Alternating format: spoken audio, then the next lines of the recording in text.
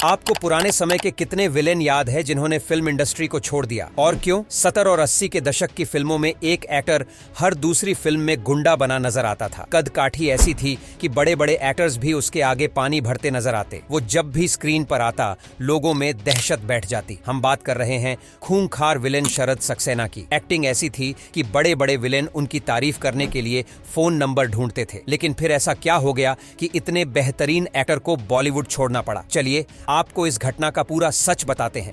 बहुत कम लोग जानते हैं कि शरद सक्सेना मध्य प्रदेश के सतना से मुंबई पहुंचे थे। साल 1950 में जन्मे शरद को उनके घर वाले इंजीनियर बनाना चाहते थे। उन्होंने जबलपुर इंजीनियरिंग कॉलेज से अपना ग्रेजुएशन पूरा किया। लेकिन शरद को बचपन से ही सिनेमा का शौक रहा। वो चाहते थे कि हिंदी फिल्मों में अदाकारी करें। इसके लिए इंजीनियरिंग पूरी होते ही नौकरी की तलाश के बजाय वो मायानगरी पहुंच गए। दोस्तों, उनका फिल्मों में आने का किस्सा बेहद दिलचस्प है।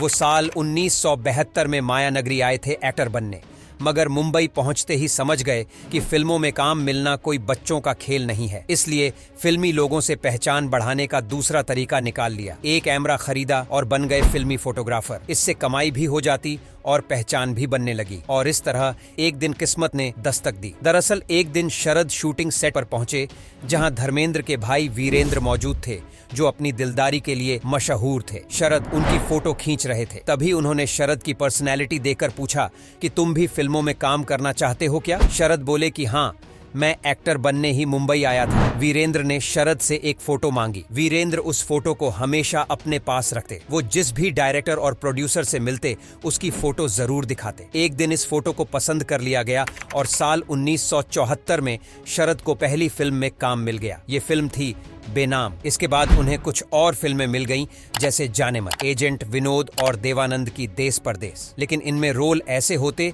कि आते और चले जाते। उनकी किसी भी तरह से कोई पहचान नहीं बन पा रही थी। लेकिन फिर इनको वह फिल्म मिली जिससे यह लोगों की नजर में आ गए। दरअसल काम करते हुए इनकी थोड़ी बहुत पहचान सलीम जावेद से हो गई थी, जो अक्सर उनके पास जाकर बैठ जाया करते थे। एक दिन सलीम ने उनसे पूछा कि तुम क्या करते हो? तो शरद ने जवाब दिया, मैं बस फिल्म लाइन में स्ट्रगल कर रहा हूं। उस वक्त सलीम और जावेद एक फिल्म में काम कर रहे थे। उन्होंने शरद से कहा कि जाकर यश चोपड़ा से मिलो। यश को वह पसंद आ गए और उनको वह किरदार मिल गया। 1969 में शशि कपूर और अमिताभ बच्चन की हिट फिल्म आई काला पत्थर। उसमें विलेन के तौर पर शरद ने धंधे का इतना जबरदस्त किरदार किया कि वह लोगों की नजरों में हिट हो गए।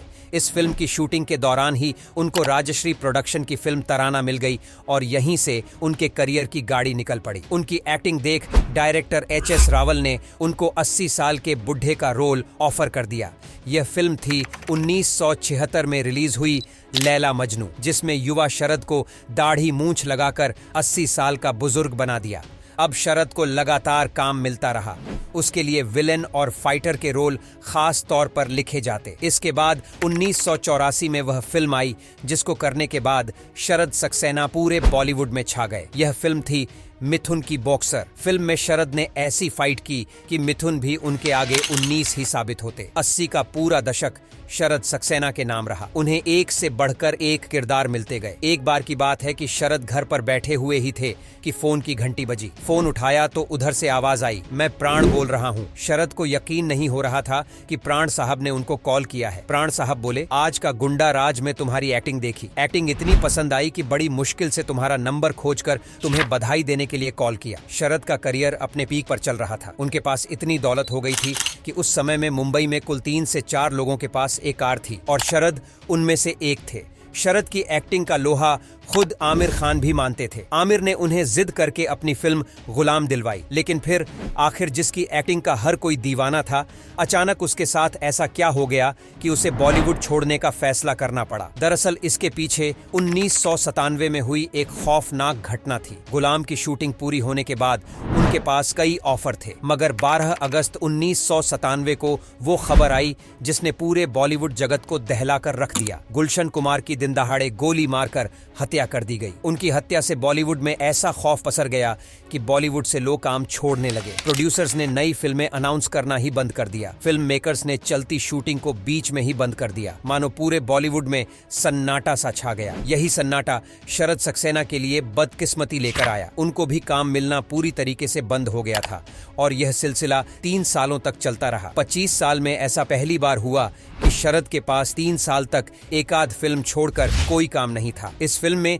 उन्हें कैमरे के सामने गंजा होने की शर्त पर रोल मिला। उन्हें मजबूरी में यह रोल करना पड़ा, लेकिन इसके बाद उन्हें एक और घटिया रोल ऑफर होने लगे। इससे उनका मन ही उखड़ गया, जिसकी वजह से उन्होंने बॉलीवुड छोड़ने का ही फैसला कर लिया। हालांकि इस बीच शरद को कमल हसन का ऑफर आया। रोल अच्छा था तो वह साउथ इंडस्ट्री में चले गए। इस बेमिसाल अभिनेता को जो इज्जत और किरदार बॉलीवुड में मिलने चाहिए थे, वह उन्हें साउथ फिल्म इंडस्ट्री में मिलने लगे। शरद भी बॉलीवुड से मोहभंग हो गए और उन्होंने साउथ में काम करना शुरू कर दिया। हालांकि इसके बाद भी वह बॉलीवुड में दिखे, लेकिन सिर्फ तब जब किरदार अच्छा होता है या वह पूरी तरीके से फ्री होते। मगर आखिर तक भी उन्हें जो इज्जत हिंदी फिल्म इंडस्ट्री में मिलनी चाहिए थी, वह कभी नहीं मिली। फिलहाल वह मुंबई में ही अपने परिवार के साथ रहते हैं, लेकिन ना तो कोई स्टार अब उनको अपनी पार्टी में बुलाता है, ना ही उनको कोई काम देता है। दोस्तों, आप उनकी इस कहानी को कैसे देखते हैं, कमेंट करके जरूर बताएं।